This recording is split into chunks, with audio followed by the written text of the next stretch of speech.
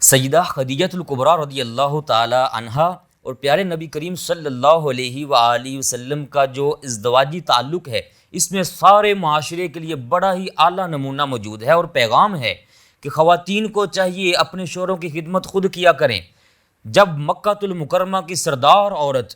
اور دولت مند خاتون کریم آقا صلی اللہ علیہ وآلہ وسلم کی خدمت اپنے ہاتھوں سے کر رہی ہیں اور دوسری طرف اپنے شوہر کی خدمت اپنے ہاتھوں سے کر رہی ہیں، وہ عظیم خاتون جن کو کریم آقا صلی اللہ علیہ وآلہ وسلم نے اپنی امت کی خواتین کے لیے آئیڈیل قرار دیا ہے،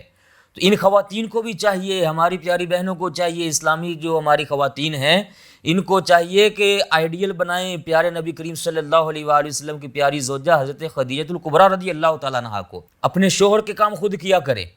اور وہ خاتون جو پاک دامنی میں طاہرہ کے لقب سے مشہور ہیں، آج کے دور میں یہ میرا جسم میری مرضی کے نعرے لگانے والے جو عورتیں ہیں نا جی، ان کو بھی چاہیے کہ اپنا رخ اس طرف موڑ لیں تاکہ ان کی قبر اور حشر سنور جائے، معاشرہ پاک ہو جائے، ستھرائی آ جائے۔ وہ عظیم خاتون جب اچھا کام پیش کر رہی ہیں، جب اچھا کردار پیش کر رہی ہیں، تو اللہ تبارک و تعالیٰ ان کو سلام بھیجے، جبریل امین علیہ السلام ان کو سلام کرے۔ تو اگر آج کی خاتون ان کے نقش قدم پر چلے گی